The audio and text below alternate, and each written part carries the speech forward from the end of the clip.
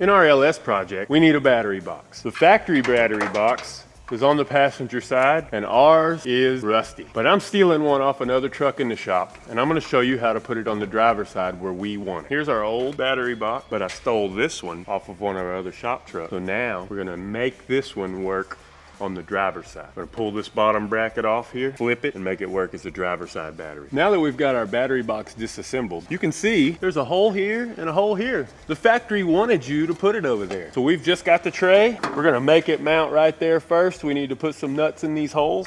And then we'll put our bottom on it that we've pre-bent the other direction. Here it is without the bottom bracket on, bolted in right here. And the little bottom bracket will go right under here.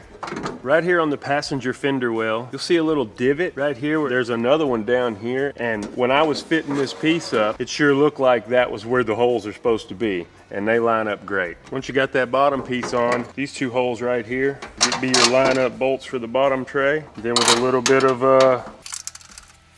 bazinga.